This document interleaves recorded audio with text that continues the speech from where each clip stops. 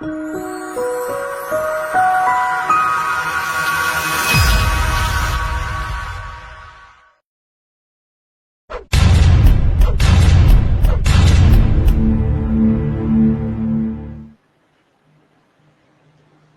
pessoal, sejam bem-vindos a mais uma live aqui no canal Espiritismo Kardec. Eu estou com a Luciana Farias, do portal Obras de Kardec, né?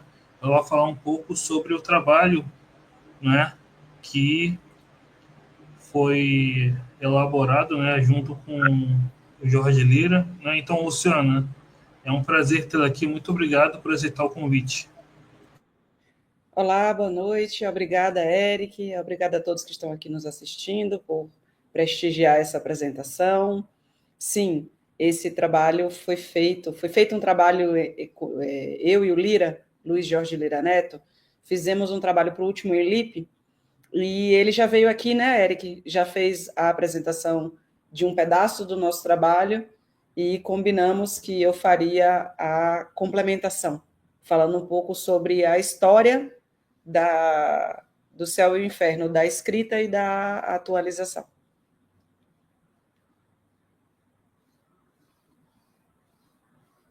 E aí, vamos lá? Perfeito. Então, te passo para iniciar a apresentação. Ok, ótimo, obrigada. Então, como eu falei, eu vou falar sobre a elaboração e atualização da obra do Céu e o Inferno, o que é que nós temos de informação, e essa apresentação foi baseada no trabalho O Céu e o Inferno, Origem dos Textos e Evolução da Obra, que apresentamos nesse último ENLIP em Campinas. Inclusive, convido a todos que se interessarem pela pesquisa da história do Espiritismo, pesquisa espírita em geral, né? Não é só sobre a história, os nossos trabalhos costumam, né, ser sobre a história, alguma coisa sobre doutrina, que pesquisa na internet sobre o material do ENLIP, tem a gravação de todos os eventos no YouTube, gratuitamente. Então, quem quiser mais detalhes sobre o que eu vou apresentar hoje, pode ver a apresentação completa no YouTube. Tem também o livro que se chama O Céu e o Inferno, se chama Justiça Divina segundo o Espiritismo, publicada pelo pessoal do ENLIP, do CCDPE e da USE, que também pode ser comprado pela Amazon. Um dos artigos, um dos capítulos do livro é o nosso artigo. Então, vamos lá, vamos entrar na história do Céu e o Inferno. Começamos lá do início. O ano era 1865, Kardec já havia publicado o Livro dos Espíritos, o Livro dos Médios e o Evangelho segundo o Espiritismo, além de outras obras como Resumo da Lei dos Fenômenos Espíritas, como o que é o Espiritismo, como Instruções Práticas das Manifestações Espíritas e vários anos da Revista Espírita. Então, ele estava ali há 4 anos de finalizar o trabalho, embora ele não soubesse que iria, né? Ninguém sabe o dia da nossa passagem, mas a gente já está aqui num período mais maduro do Espiritismo, por assim dizer, do que da contribuição de Kardec para o Espiritismo. E ele, então, publica na Revista Espírita que o Céu e o Inferno estava no prelo para aparecer em 1º de agosto.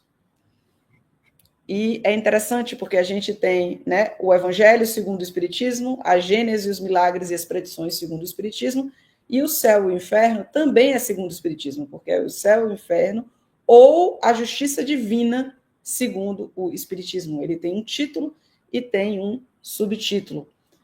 Cada detalhe desse importa, porque cada detalhe nos traz uma luz maior sobre o que se trata a obra. Então, o foco do Céu e Inferno era falar sobre justiça divina. E tem todo um desdobramento a partir daí, né? Ele publicou lá em julho, que sairia em agosto, mas em setembro foi quando ele botou a nota bibliográfica dizendo que o livro O Céu e o Inferno, ou a Justiça Divina segundo o Espiritismo, estava à venda. E aí ele coloca na continuação dessa notícia bibliográfica, o conteúdo, o resumo do conteúdo que também aparece na folha de rosto, contendo o exame comparado das doutrinas sobre a passagem da vida corporal e vida espiritual, as penas e recompensas futuras, os anjos, os demônios, as penas eternas, etc. Segundo de numerosos exemplos acerca da situação real da alma durante ou depois da morte. E eu tirei um parágrafo dessa nota bibliográfica que fala, que dá a visão de Kardec, né, sobre a obra. O título dessa obra indica claramente o seu objetivo. Aí reunimos todos os elementos próprios para esclarecer o homem sobre o seu destino. Como nos nossos outros escritos sobre a doutrina espírita, aí nada introduzimos que seja produto de um sistema preconcebido ou de uma concepção pessoal, que não teria nenhuma autoridade. Tudo aí é deduzido da observação e da concordância dos fatos.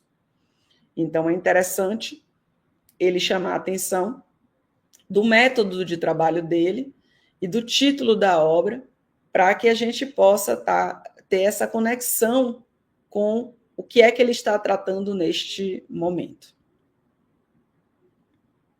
E esse mesmo conteúdo, vocês veem meu mouse, né? Aqui ao lado esquerdo é a capa, que está escrito o céu e o inferno, em letras maiores, ou a justiça divina segundo o espiritismo, em letras menores. E aí, na sequência aqui, todo aquele texto que eu li sobre o que é que contém o livro, era colocado esse resumo, Kardec colocava, não era uma prática necessariamente da época, mas em todos os livros da codificação espírita, ele traz o resumo do conteúdo na folha de rosto, de forma que, ao observar, você já sabe sobre o que é o livro, né? Aquilo que nas edições mais modernas se coloca na orelha do livro, ele colocava na folha de rosto. Então, uma característica é ter 2 títulos, não é o único livro de Kardec que tem 2 títulos. Você tem o livro dos médios, que também se chama Guia dos Médios e Evocadores, e fala muito, né? Porque se fala sobre a evocação já no título. Fala-se sobre o conteúdo, e esse pedacinho menor aqui, deslocado, é uma citação do profeta Ezequiel, bem pertinente ao conteúdo que está sendo tratado na obra. A gente vai ver essa citação mais à frente. O livro é dividido em 2 partes. Na primeira parte tem a teoria, com 11 capítulos, fala sobre a morte, sobre a situação da alma após a morte, sobre penalidades eternas, anjos e demônios e a evocação dos mortos. A segunda parte é uma parte empírica, onde ele pega o material, exemplos, né? Não necessariamente foi apenas aquele material que ele usou para o céu e o inferno, mas exemplos, destaques de relatos dos espíritos sobre os diferentes estados da felicidade e do sofrimento da vida espiritual. E além de ter o relato dos espíritos, em algumas situações tem o relato do guia espiritual daquele espírito também, e é dividido em 8 capítulos, e a gente consegue fazer um paralelo entre essa parte e a escala espírita, onde mostra realmente esse efeito, né, do progresso. E como cada situação em que o espírito está no seu progresso, como isso se reflete na visão de mundo dele lá do outro lado. De onde veio o texto dessa obra? Kardec tinha o costume de aproveitar material entre as obras. Ele faz uma rede de conexões entre o material que ele já publicou e o que ele está publicando naquele momento. Então, uma das coisas que chamou a atenção da gente foi que na primeira edição, ele, como em todas as outras obras, exceto a primeira edição do Livro dos Espíritos, porque foi antes da Revista Espírita, em todas as outras obras, ele sempre publicava artigos na Revista Espírita, onde ele ia amadurecendo o conteúdo, para daí ter realmente a robustez dos ensinamentos para se criar uma obra. Ele ia lá e escrevia a próxima obra, ou atualizava uma obra anterior. Então, por exemplo, aqui, o Livro dos Espíritos e o Livro dos Médiuns já estava na edição definitiva, já tinha sido publicada. O Livro dos Espíritos foi a que mais mudou, né? Mudou até a 10ª edição. O Livro dos Médiuns foi da primeira para a segunda. O Evangelho foi da primeira para a terceira, a segunda mudou só o título. E a terceira edição do Evangelho ainda não tinha saído, então ele estava lançando o livro O Céu e o Inferno, E quando ele lançou o Evangelho segundo o Espiritismo, na edição atualizada, ele fez referências ao céu e ao inferno, conectando o conteúdo de uma obra a outra. Nesse momento, a gente vê aqui Milagres, por exemplo, logo do início, de 1859.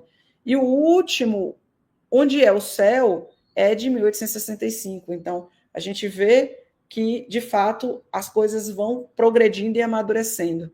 E a gente consegue ver aqui, do lado direito, em que pedaço do livro aquele conteúdo do artigo foi aproveitado. Às vezes ele aproveitava só um trecho, em outras situações aproveitava a maior parte do conteúdo do artigo, variava de acordo com o interesse dele de aproveitar aquele conteúdo. Aqui a gente trouxe a da primeira parte, porque da segunda parte foi muito aproveitada da Revista Espírita, foi praticamente tudo aproveitado da Revista Espírita. No nosso artigo a gente traz um anexo onde a gente coloca todos os artigos bonitinhos da Revista Espírita e a conexão com a segunda parte do Céu e Inferno também. Ok. Kardec, o Lira, costuma falar que Kardec tem dedinhos nervosos, ele fica ali o tempo todo e a cabecinha pensando o tempo inteiro. Então, a pesquisa é contínua, ele está semanalmente conversando, se comunicando com espíritos, recebendo correspondências de outros locais, e a partir desse diálogo que ele estabelecia, constante, sempre tinha aprendizado novo, e a partir daí, ele, assim que lançava uma obra, ele já vislumbrava, coletava material para uma posterior atualização. E com o Céu e o Inferno não foi diferente. Então, a gente vê aqui, em 25 de setembro de 1868, então, cerca de 3 anos depois, né, um pouquinho mais de 3 anos depois da publicação da primeira edição, ele está falando nessa correspondência com uma pessoa que está intermediando a tradução de uma obra dele para o alemão, que a pessoa pediu para traduzir uma obra para o alemão e Kardec propôs, né, que essa obra fosse a Gênese. Então, nesse processo de negociação, ele também fala do céu e inferno.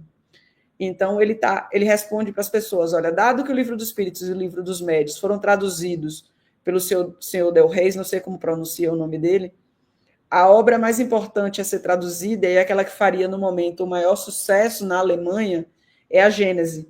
E também aquela pela qual ele, Allan Kardec, deseja que se comece. Mas espera aí, eu falei que Allan Kardec disse, e aqui está em terceira pessoa, sim. Kardec tinha um secretário, e às vezes o Kardec rascunhava a carta para o secretário finalizar em terceira pessoa, como se o secretário é que tivesse redigido a carta desde o início. O Kardec dava o tom, o caminho, o que é que deveria ser dito, e o secretário ia lá, passava limpo e colocava o detalhe que precisasse em relação a informações complementares e mandava. Nesse aqui, a gente só tem o rascunho de Allan Kardec, a gente não sabe se houve algum complemento ou simplesmente a assinatura do secretário, mas era comum ter o rascunho de carta e a carta passada limpo. Quem fez o rascunho foi o Kardec. Nessa época, se eu não me engano, ele estava doente, então talvez por isso ele tivesse usado o secretário para, de fato, fazer o trabalho de escrever direitinho. E é interessante que quando a gente vê esse rascunho, a gente vê em um certo trecho ele começando a escrever em primeira pessoa e riscando, porque certamente o costume dele, na maioria, muitas vezes, né, ou na maioria das vezes, ele escrevia em primeira pessoa, mas esse é um caso de terceira pessoa. Então, está dito aqui que ele deseja que se comece, e como é que a gente sabe que foi Kardec que escreveu? Porque a letra dele corresponde com a letra dos outros manuscritos onde ele assina. E, portanto, ele dá voluntariamente a permissão ao senhor Obidê, que era a pessoa que estava pedindo, né? Ele não está se correspondendo com o senhor Obidê, ele está correspondendo com alguém, amigo do senhor Obidê, que tinha contato com Kardec, que estava pedindo essa autorização. Sobre a condição de entrega de 50 exemplares. Aí ele comunicou que a obra, a Gênese, estava sendo impressa, né, a nova edição, com correções e acréscimos importantes, e que era dessa nova edição que ele queria a tradução. Ok, e aqui estamos falando sobre a Gênese, mas espera aí, a apresentação de hoje é sobre o céu e o inferno. Por que isso? Porque a gente, quando trabalha com história, a gente pega pecinhas do quebra-cabeça que estão relacionadas a uma história e conta um pedacinho que leva para outra. A Gênese estava lá já na impressão para sair a nova edição. E aí Kardec coloca: o céu e o inferno vai igualmente ser reimpressos com correções. E aí ele completa: inteiramente pronto, teria apenas o Evangelho, mas que, porque em 1868 já tinha saído a edição definitiva do Evangelho segundo o Espiritismo, que saiu em 66, que era a terceira. Mas aqui ele avisa: olha, eu estou atualizando a Gênese, gostaria de ser traduzido pela Gênese, e o céu e o inferno vem na sequência. Então, assim, a gente sabe que ele já estava trabalhando com a atualização do céu e inferno, que ainda não estava pronto. E, de fato, perdão, eu botei aqui a origem do texto da quinta edição, é da quarta edição. A edição atualizada da quinta foi a Gênese, eu misturei aqui. Na quarta edição, que é a edição atualizada da Gênese, ou do Céu e Inferno, olha eu complicando de novo. A gente lê lá uma pecinha e bagunça as coisas.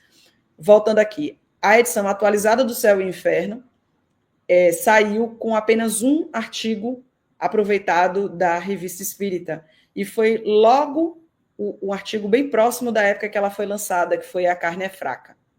E ele foi parar num dos capítulos que sofreu grandes alterações, que foi o do Código Penal, que tem o Código Penal da vida futura, as penas futuras segundo o Espiritismo.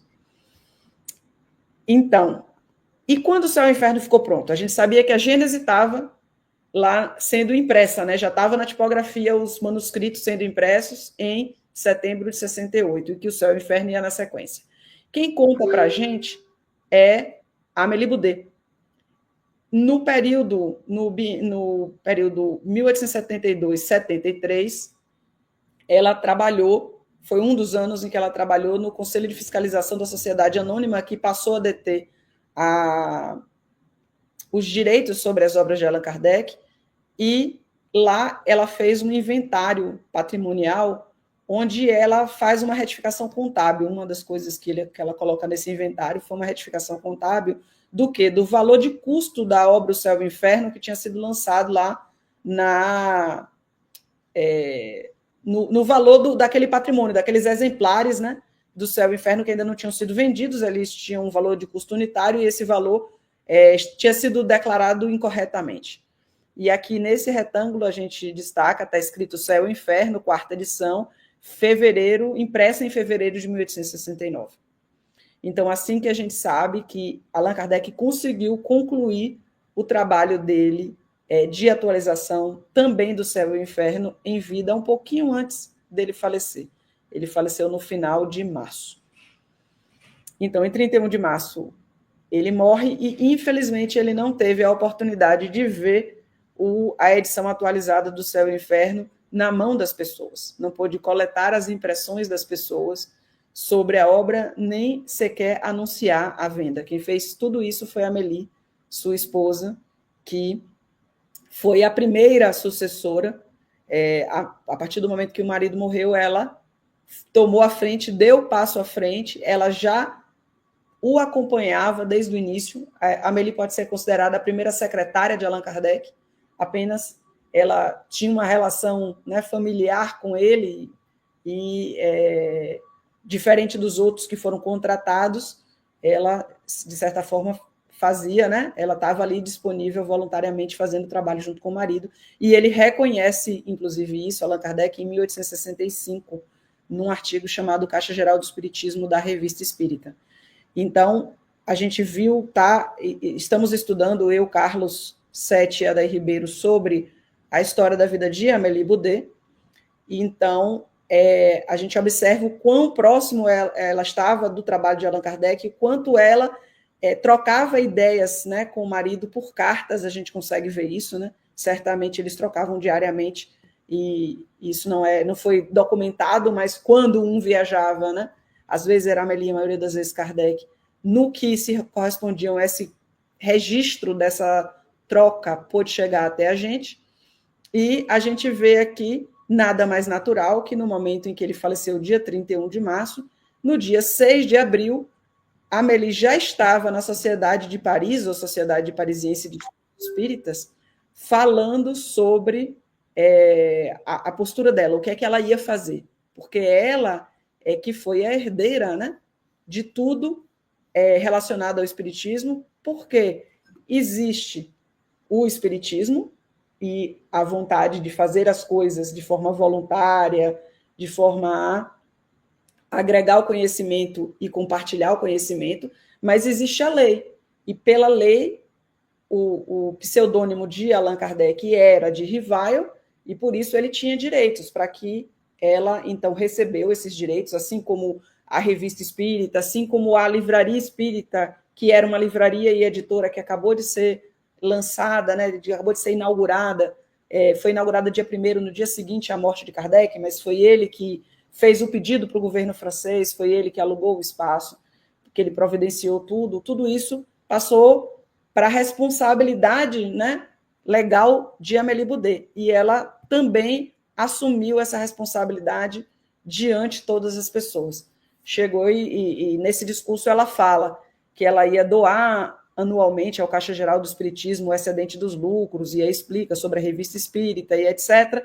E aqui eu destaco em azul um elemento importante para a nossa história. Como eu falei, quem está estudando história pega um documento que fala sobre diversos assuntos, e a gente, então, destaca os elementos que importam para poder fazer as costuras e enxergar o quebra-cabeça como um todo. Então, para esse discurso, o elemento que nos chama a atenção é que Amélie pretende tudo gerir pessoalmente, programar as reimpressões das obras, as publicações novas, regular o seu critério, os emolumentos dos empregados, etc. Então, ela está falando sobre impressão, é importante, no século XIX, seja com o mesmo conteúdo ou com conteúdo atualizado, se chamava reimpressão.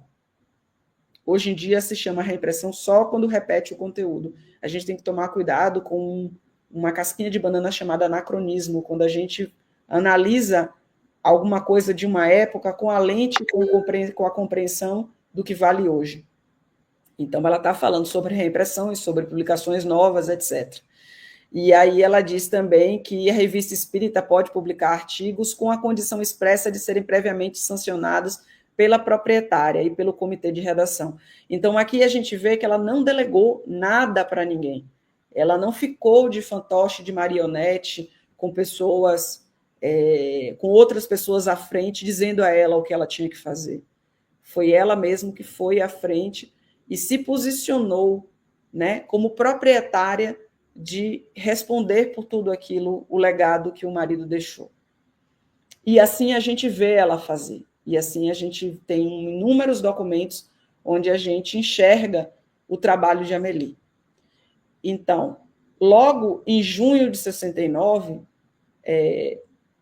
pouco menos de 2 meses depois, né, daquele discurso, ela já colocou obras à venda, obras novas, obras com conteúdo novo. Ela publicou Revelações, que é o Caracteres da Revelação Espírita, o primeiro capítulo da Gênese, já na versão atualizada, a brochura, já estava vendo em 1º de junho. O Livro dos Médiuns era uma repetição do conteúdo anterior, porque ele já havia sido modificado lá em 1862, na edição definitiva, e depois só foi realmente reimpresso. Mas o nosso assunto aqui, que é o céu e o inferno, é esse último retângulo aqui. Ela colocou lá na Revista Espírita, no anúncio que estava à venda, que era a 4ª edição do Céu e o Inferno, a Justiça Divina segundo o Espiritismo, contendo inúmeros exemplos, sobre a situação dos espíritos e no mundo espiritual, etc. E aí tem uma observação, que a parte doutrinária dessa obra foi inteiramente revista e corrigida por Allan Kardec. A gente vê lá na carta dele, ele falando que ia ser igualmente corrigida. Então, a gente vê aqui a Amélie confirmar aquilo que a gente vê na carta de Kardec, né? Dizendo que capítulos foram mexidos. Vamos ver isso aí na prática, né? Está escrito esse anúncio. Vamos olhar dentro da obra o que aconteceu? Ok, algumas pessoas sentiram desconforto, né? Algumas pessoas do momento atual, o momento que estamos vivendo agora, né? 2025, sentem desconforto por Amélie ter publicado, né, colocado à venda uma edição do marido, com o marido morto. Podia isso? Podia. É conhecido como obras póstumas, né? Não confundir com obras póstumas aquela publicação de 1890. Mas a publicação póstuma de uma obra é possível desde que o texto tenha sido escrito pelo autor. O que está sendo feito é apenas a disseminação do conteúdo.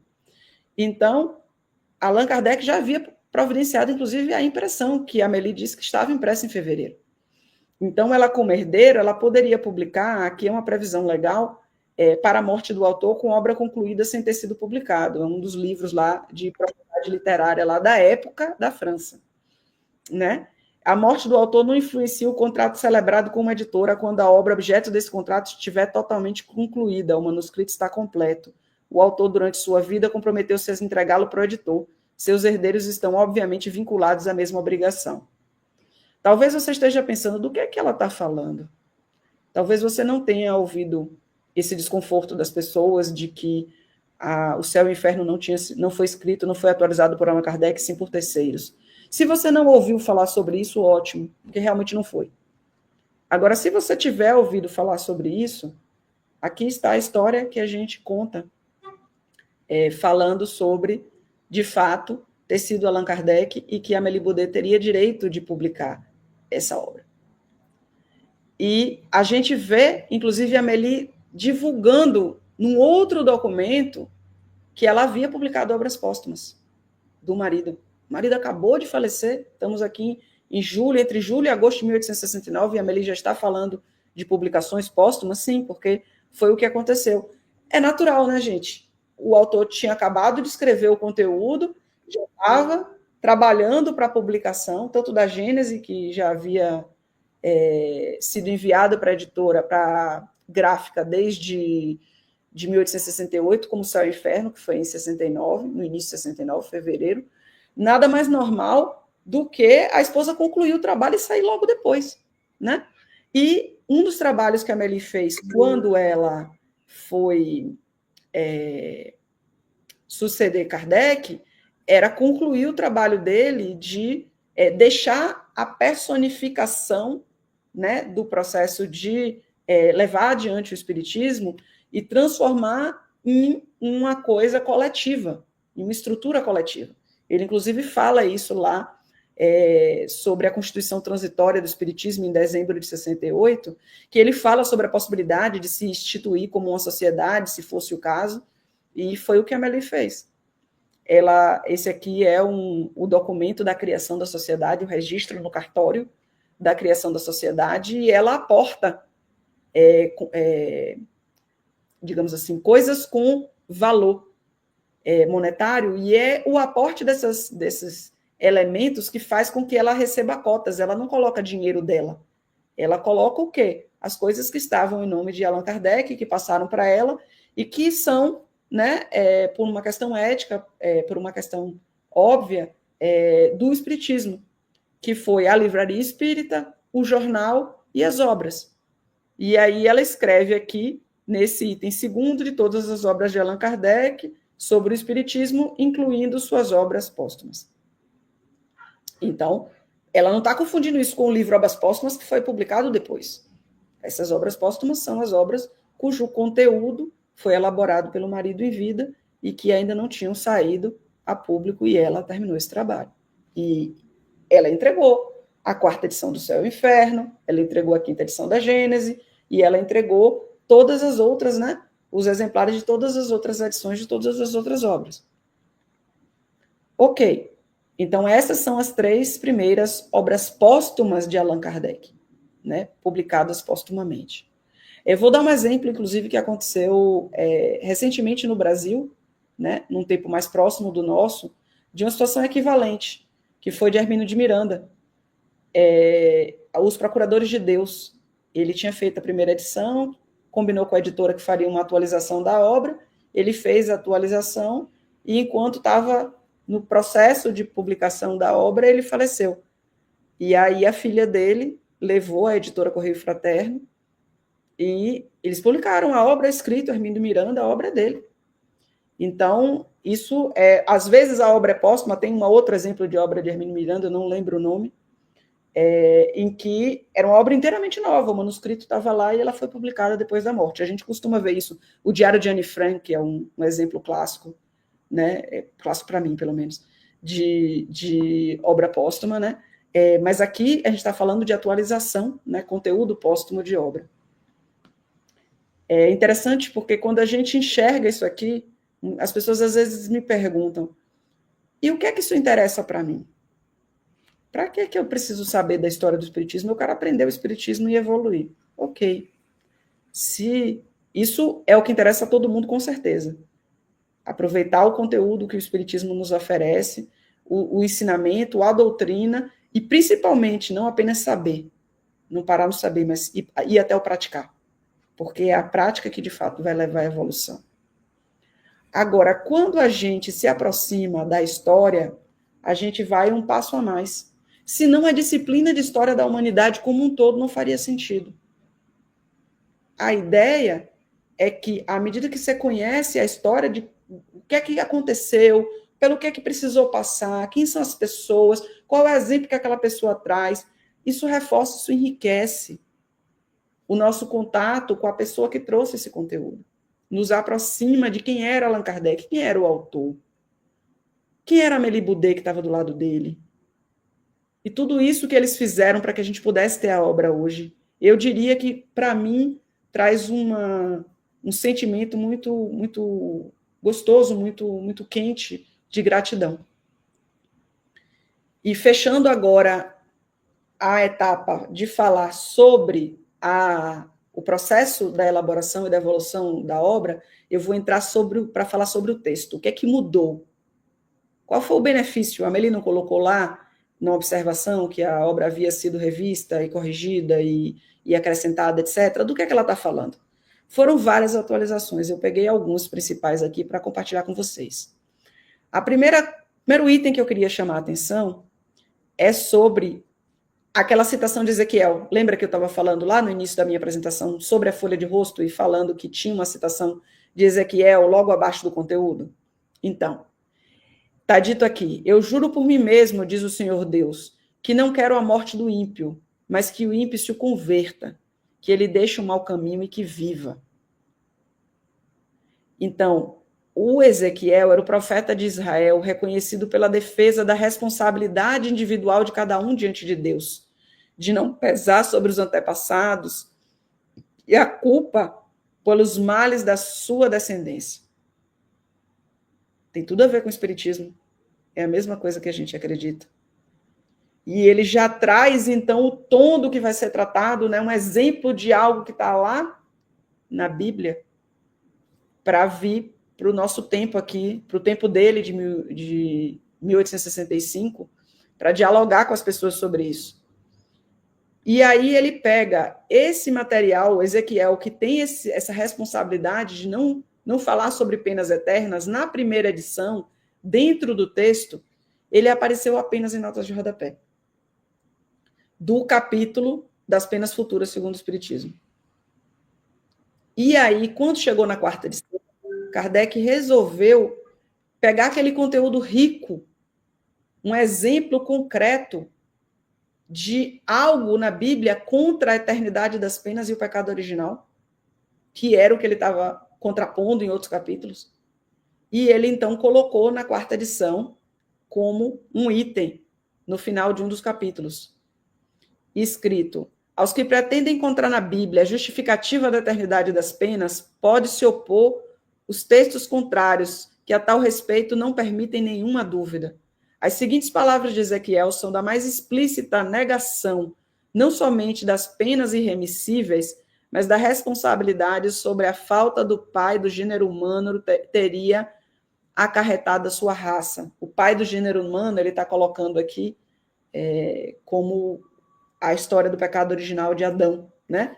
Ou a ideia de que existiria um pai do gênero humano e que a pena dele teria recaído sobre nós.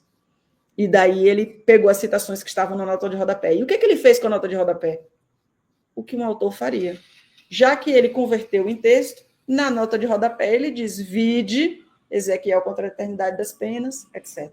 E aponta para o local novo onde o conteúdo foi parar. Um trabalho bem minucioso que os autores costumam fazer. Kardec não fugiu à regra. Ele era um autor minucioso. Então, é bem legal. Eu convido vocês a lerem esse trecho e verem, relembrarem sobre esse assunto. Outra coisa também que foi mexida, porque a Amélie colocou que os capítulos haviam sido fundidos. Sobre o que ela estava falando? O capítulo Inferno, na primeira edição, do lado esquerdo, tinha o inferno e tinha uma tabela comparativa do inferno pagão e do inferno cristão. Eram 2 capítulos separados. O que é que foi feito?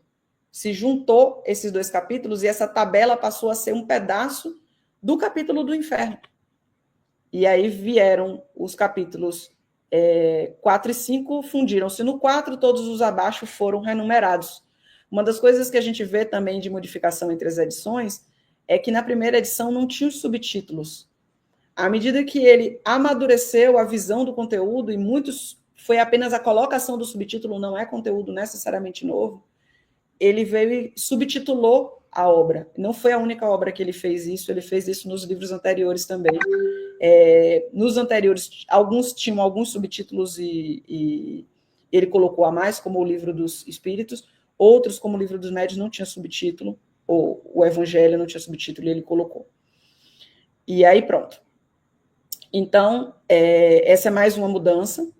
Agora vamos para o último trecho que eu gostaria de falar, que é sobre o capítulo As Penas Futuras segundo o Espiritismo, que eu considero que é o cerne do conteúdo desse livro, em termos de trazer elementos para a nossa prática. Porque ele fala sobre o céu, se tem céu, se não tem, a gente sabe que não tem, se tem inferno, se não tem, a gente sabe também que não tem, lida com o que é que poderia ser o purgatório, etc, etc, fala sobre anjo, fala sobre demônio, aí ele faz a leitura espírita dos efeitos de não acreditar em nada, no nada, etc, e que é o niilismo, e quando ele chega no capítulo das penas futuras segundo o Espiritismo, ele traz elementos para a gente praticar. E é interessante porque aqui na esquerda está o texto da primeira edição e aqui na direita está o texto da quarta. E esse trecho do texto ele é igualzinho nas 2 edições.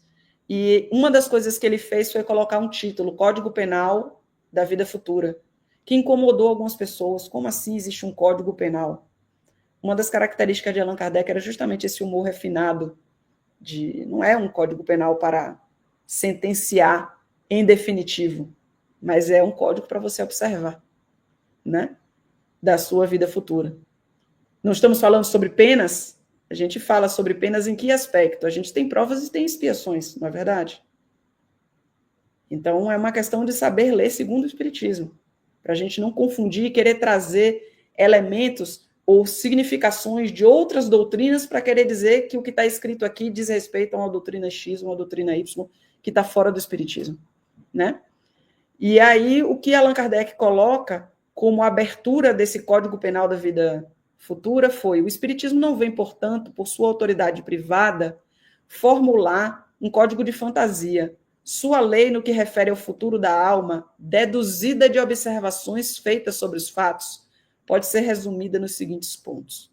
E aí vem artigo 1º, artigo 2º, artigo 3º, etc.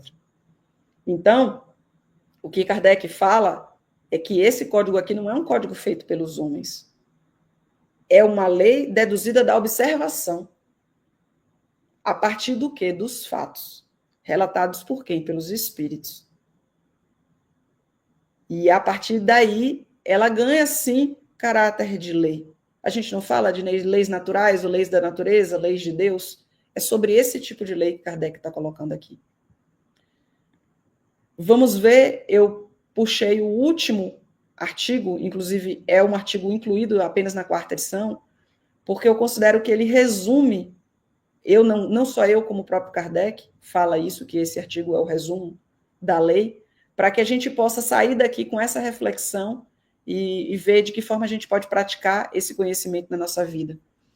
Então, o artigo 33 diz: apesar da diversidade de gêneros e graus de sofrimento dos espíritos, o Código Penal da Vida Futura pode resumir-se nesses 3 princípios. O sofrimento ele é inerente à imperfeição. Então, enquanto houver imperfeição, há sofrimento. No momento em que a gente se desfizer da imperfeição, o sofrimento cessa automaticamente. Toda imperfeição, assim como toda falta que dele resulta, traz consigo o próprio castigo. Então, da imperfeição resulta uma falta, que traz consigo o próprio castigo em suas consequências. A gente vê muita gente falando sobre causa e efeito aqui, causa e efeito lá. O que Kardec coloca aqui é causa e consequência. Ele fala sobre causas e efeitos quando ele diz que todo efeito inteligente tem uma causa inteligente. Mas aqui não é sobre efeitos, é sobre consequências. As coisas que a gente faz geram consequências. Naturais e inevitáveis. Assim, a doença decorre dos excessos e o tédio da ociosidade, sem que haja necessidade de uma condenação especial para cada falta do indivíduo. Então, as consequências que a gente sofre já é o reflexo para nos fazer observar aonde a gente está sendo imperfeito e de que forma a gente pode trabalhar para sair daquela imperfeição, para alcançar o progresso naquele aspecto. Né? É interessante ele falar aqui de doenças decorrem de excessos. Aí a gente vai pensar todas as doenças, aqui de uma forma geral. De alguma forma você se excedeu na bebida, você pode ter uma cirrose hepática. Se você se descuidou da sua imunidade, você pode ter uma gripe, você pode contrair alguma doença relativa a bactérias, esse tipo de coisa. E por último, o que eu destaquei como mais importante, que é a saída. Como todo homem pode libertar-se das imperfeições, desde que o queira, pode igualmente anular os males consequentes e assegurar sua felicidade futura. Então, o fim dessa lei de Deus que a gente recebeu aqui no Código Penal da Vida Futura é que está em nossas mãos assegurar a nossa própria felicidade futura. Pois cabe a nós, não a mais ninguém, libertar-nos das nossas próprias imperfeições. E o primeiro passo é a gente querer. Então, eu termino a apresentação com esse ponto e convido todos a lerem esse capítulo das penas futuras segundo o Espiritismo, começando do início dele, onde tem um trecho do artigo A Carne é Fraca, que foi o trecho que o único artigo da Revista Espírita que ele aproveitou aqui. Vocês verem algo sobre moral, depois ele entra no Código Penal da Vida Futura e termina com esse artigo. Era isso que eu preparei para apresentar para hoje. Muito obrigada. Excelente, né? Eu gostei que você falou, né, muita gente não entende quando fala de usa certos termos como punição, castigo, né, mas a pessoa não vê o significado do próprio texto, né, e pega o significado que outras doutrinas dão àquele texto, né, e no caso do Espiritismo, como você falou, do Código Penal, né, é a consequência natural da própria imperfeição, né, não no local circunscrito, mas aonde o Espírito for, ele vai levar aquela imperfeição. Então é uma consequência natural, né? Não é um castigo direto da divindade. E, enfim, a questão da modificação, como você falou, né? Não, isso não tinha nenhuma discussão nem na França, né? Eu sabe, porque a Gênese pelo menos tinha essa discussão com Henri Sauge, né, na França. Essa Sim. discussão do céu e inferno não tinha nem na França, né? Foi uma coisa só e agora, né? Exatamente, exatamente. E digo às pessoas aqui, se vocês não ouviram falar que o céu e o inferno foi adulterado, fiquem tranquilos. Primeiro porque ele não foi. Se vocês quiserem saber o que pensam essas pessoas, fiquem à vontade para procurar saber sobre isso. Mas a resposta é que ele não foi. Como a gente pôde ver aqui, foi um trabalho de Allan Kardec que Amélie Boudet simplesmente completou.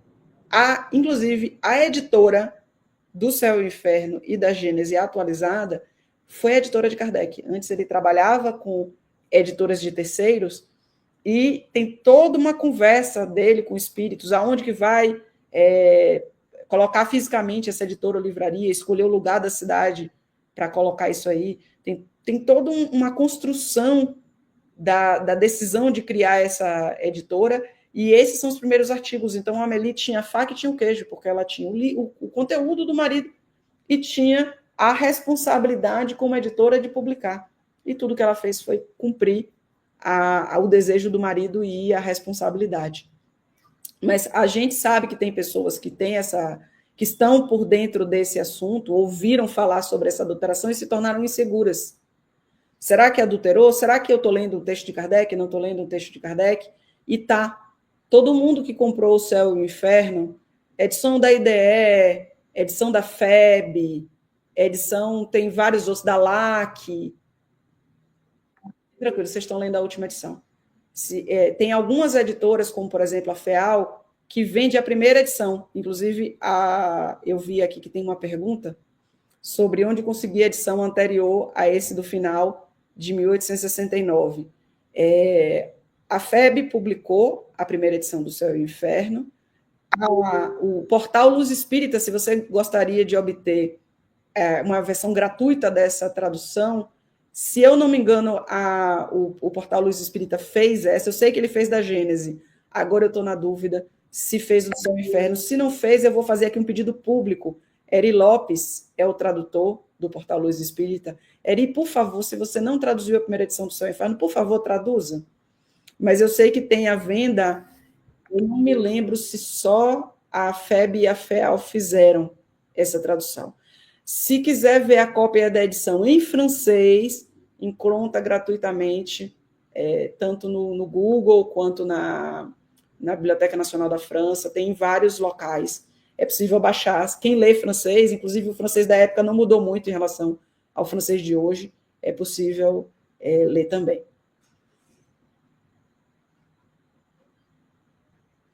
Eu já ia esquecendo. Eu não sei fazer propaganda para aquilo que eu mesma faço. O site obrasdekardec.com.br, uma das coisas que a gente faz no site é o estudo comparado das alterações entre as edições. Então, a gente coloca o texto da primeira edição do lado do texto da edição definitiva e marca em laranja o que alterou, em azul o que incluiu, em vermelho o que excluiu, e em roxo se foi modificação só de formatação, tipo, coloca um itálico, maiúscula para minúscula, etc., movimentou de lugar, que não é mexida no conteúdo, mas em outras coisas. E a gente já publicou da primeira parte do Céu e o Inferno. E assim, quem quiser ver o que é que mudou, está em francês. Mas eu não leio francês, ok. Você pode pegar esse lado a lado para indicar os pontos, né? Porque tem a numeração dos itens, etc. É possível ir e identificar que trecho foi incluído, foi modificado, etc. E nas versões em português, ler o trecho e se familiarizar. A gente ainda não publicou o comparado da tradução, porque a gente não tem acesso a uma tradução pública que a gente possa usar para fazer esse comparativo. A gente não pode usar as traduções de editoras que vendem o livro porque eles têm direitos, né? Direitos autorais sobre a tradução, não sobre o conteúdo, mas sobre a tradução. Perfeito. Aqui o Eduardo lembra, ele fala, legal que o autor Franz Kafka, por exemplo, também teve seus livros publicados após sua morte. O Castelo, livro publicado por um dos seus amigos. Então, mostrando que isso é comum, né? Não é algo só específico do Kardec. Não.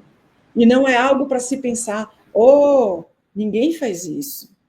Alguém veio e tentou se fazer de Kardec, porque só ele poderia ter feito, porque se não for o autor, não é mais ninguém, o autor morreu, não se pode mais publicar conteúdo dele.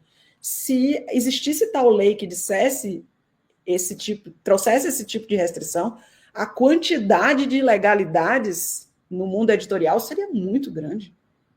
Então, há que se desconfiar de se realmente essa lei que dizem que existe, existe mesmo. Então, essa desconfiança de quem acha que não pode publicar, alguém pode publicar pelo autor após da sua morte, é que está estranho. Entendeu? E que foi a causa de toda essa insegurança. Porque em não existindo uma lei proibindo a publicação de obras póstumas, não há nenhuma prova de que não foi Kardec que fez. Muito pelo contrário, tudo que a gente trouxe são provas que Kardec fez. Mas eu não gostaria de render tanto esse assunto da adulteração, não. Queria falar mais sobre a obra, o conteúdo, as curiosidades, né, que a gente vê o trabalho de Kardec e construindo o tecido da doutrina espírita, integrando as suas diversas obras. é bem bacana, porque quando ele chega na Gênese, ele aponta para o céu e o inferno, e quando ele chega na Gênese atualizada, ele aponta para o céu e o inferno atualizado. Então, quando as duas obras foram publicadas lá no finzinho, praticamente próximas, né, uma diferença de 1 a 2 meses entre uma e outra, mas já estavam ambas manuscritas antes, né, Kardec pôde conectar um livro ao outro. Então, é uma coisa que quem quiser, tiver curiosidade para saber qual é a conexão que existe entre a Gênese e o céu e o inferno, pode ir um bom lugar para pesquisar é a Kardecpedia. Pode botar o nome, o céu e o inferno, aberto lá com o livro da Gênese e ver onde aparece e vice-versa. Sim, as conexões da obra, como tem a conexão do Livro dos Espíritos, né, que o Céu e o Inferno é basicamente uma extensão da quarta parte ali do Livro dos Espíritos, né, que fala das esperanças e consolações, né? Então, muita coisa já tem ali no Livro dos Espíritos sobre a questão da expiação, e lá no Céu e o Inferno ele vai explicar, né, que os 3 passos, arrependimento, expiação e reparação, né, são os 3 passos para pagar uma falta, e que é uma das partes que eu mais gosto ali do Código Penal, é essa que explica isso, a necessidade da reparação também, para não só de espiar, mas reparar, né? Perfeito, Eric. Inclusive, um dos artigos que foi mudado, muito bom você trazer esse ponto, um dos artigos que foi mudado, ele fala uma coisa que incomoda alguns. E, engraçado, me causa o efeito contrário. Me coloca na sandália da humildade. Eu não vou saber citar o texto exato de cabeça, mas a ideia, basicamente, se você cometer uma falta contra alguém e você puder reparar essa falta nessa pessoa, com essa pessoa, que você então faça. Porque imagina se eu sou orgulhosa e eu cometi uma falta contra você, Eric. Eu te distratei, eu não te considerei, eu, sei lá, fiz algum mal a você. Pode ter sido incidental, não necessariamente proposital.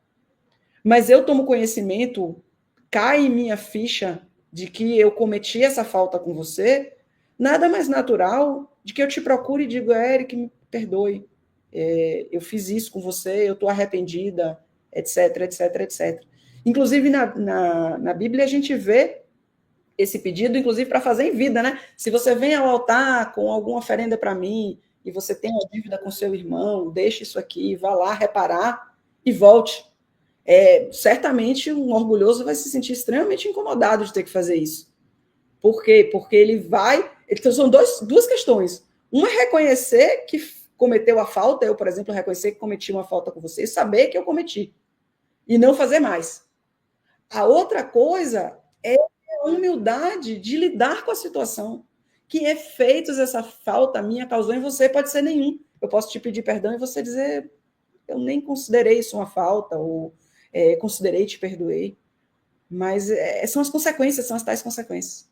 E sim, uma dos itens lá. Se eu não me engano, tem 1 ou 2 artigos que tratam sobre isso no Código Penal. Eu recomendo que as pessoas leiam o Código Penal de novo.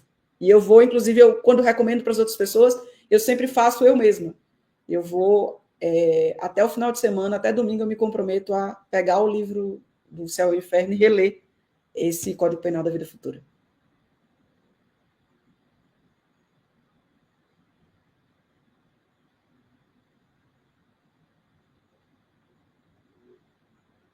Sim, é sempre importante estar relendo Kardec, né? O Eduardo aqui pergunta, a Luciana de Fortaleza, assim, ela possui algum grupo de estudo? Ô, Eduardo, eu tenho esse sotaque do Nordeste, eu sou de Salvador. Eu moro em Brasília, sou originária de Salvador, e eu não tenho um grupo de estudo. Não, o que eu faço eu tenho um grupo de pesquisa. Então, eu pesquiso com algumas pessoas, com o Adair Ribeiro, com o Carlos Sete Bastos, com o Luiz Lira, com o Silvio Chibene, etc. Eu participo até de um grupo de estudo do pessoal da Unicamp, de estudo ligado ao estudo e pesquisa. E o que eu faço à medida que a gente desenvolve, elabora algum material de pesquisa, eu pego aquele conteúdo e coloco sempre com algum coautor. Você não vai ver, dificilmente você vai ver um trabalho que eu assino, às vezes entrevista, correio fraterno, etc. Mas normalmente quando tem pesquisa, esqueci de citar a Angélica também, se eu esqueci de citar algum coautor, peço desculpa. E o Eri Lopes, que eu citei, gente que participa junto com a gente de debates, etc. E aí eu aproveito para publicar isso em algum lugar, para as pessoas terem acesso e levarem para os seus próprios grupos para debaterem, e venho apresentar em canais do YouTube. Então, se você procurar lives, você vai ver algumas lives de trabalhos que eu já fiz. Excelente. Então, eu deixei aqui o site, né? Obra de Kardec, é muito bom. Eu recomendo. Queria te agradecer, né? E foi muito, muito bom mesmo. Agradecer o pessoal aqui, a Mônica, o Eduardo, a Ana, né? E ouvir suas considerações finais. Eu vou aproveitar, se me permitirem, eu quero fazer duas propagandas. Uma que nem todo mundo sabe, e eu gostaria de ser realmente a garota propaganda, levar essa bandeira para chegar a todo mundo, não só do meio espírita, mas estudiosos e pesquisadores interessados sobre a temática do espiritismo, que é o projeto Allan Kardec da Universidade Federal de Juiz de Fora, que é um site que tem os manuscritos, material coletado do acervo de Allan Kardec, que estava na livraria Lei Marie. Uma parte foi trazida para o Brasil por Canuto Abreu, a outra parte foi trazida pelo Museu Acol, e tem uma parte que está na França, mas o material foi disponibilizado para ser colocado no Brasil, que é o acervo Forestier, de responsabilidades de Charles Kempf. Então, eu convido vocês a se aproximarem de Kardec lendo manuscritos. O material, aquela carta que eu mostrei, o inventário, está nesse site. E vocês vão poder ver Kardec conversando com a Amélie, vão poder ver Kardec conversando com pessoas de outros grupos espíritas da época. Tem um material riquíssimo. Então, é uma fonte muito importante para a gente poder agora, eu vou chamar de recontar a história do Espiritismo, mas o recontar, às vezes, dá a sensação de que a gente está desdizendo coisas e montando uma história inteiramente nova. Não é isso. Recontar eu contei uma história com um conjunto de informações que eu tinha, e à medida em que eu enriqueci a história, eu vou contar ela de novo, incluindo esses detalhes. Eventualmente tem mudanças? Sim. Por exemplo, quem acredita que as médiuns que foram usadas lá pelo Livro dos Espíritos, por Kardec para escrever o Livro dos Espíritos, as irmãs Boudin, eram adolescentes? Tem gente que até hoje acredita nisso. E elas tinham, se eu não estou enganada, 28, 30 anos. E foi um equívoco, que, se eu não estou enganada, foi Canuto Abreu, que escreveu um romance baseado em fatos reais, e nem tudo que estava lá no livro era real, e as pessoas adotaram isso e passaram a dizer como verdade. Então, esse é um item que eu gostaria de fazer propaganda, sobre esse acervo do projeto Kardec, da Universidade Federal de Juiz de Fora. Basta escrever isso, Projeto Kardec UFJF, no Google, que vocês acham o link. E a outra coisa é, para quem gosta de história do espiritismo, eu vou indicar algum material para ler. Primeiro, artigos do Jornal de Estudos Espíritas. Tem vários artigos lá, o jornal é gratuito. Escreve Jornal de Estudos Espíritas, vocês acham o site. Vocês podem baixar, tem de história, tem de estudo espírita, tem falando sobre André Luiz, tem falando sobre Chico Xavier, tem uma série de conteúdos lá, e, obviamente, vários falando sobre Allan Kardec. Recomendo ler os livros publicados pela LIP, né, que é a Liga de Pesquisadores do Espiritismo, e anualmente tem esse evento chamado Enlip, e os artigos são muito legais. Eu escrevi vários deles, e vários amigos meus, pessoas que se tornaram amigas, que eu conheci ao participar dos eventos, escreveram. E, por último, eu convido vocês a lerem o livro A História da Gênese, de Allan Kardec, da polêmica aos fatos. Ele é um livro que, antes de mais nada, ele conta sobre o trabalho de Allan Kardec. Mostra um pouco sobre os bastidores do espiritismo, mostra sobre Kardec conversando com espíritos, mostra como a gente faz a pesquisa, como a gente analisa um documento histórico. É muito rico. E ele conta a história da Gênese desde a concepção até a sua atualização.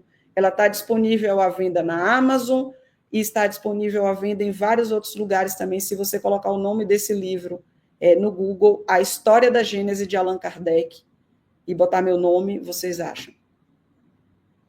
E essas são as minhas considerações finais, Eric. Só agradecer a você por abrir esse espaço para eu ter essa oportunidade de compartilhar a pesquisa com as pessoas. Obrigada. Perfeito. Vejam a recomendação, né, da Luciana, o site, né? E é isso. Mais uma vez, obrigado, Luciana. Obrigado a todos. Curtam, compartilhem, se inscrevam, né? E, pessoal, até a próxima.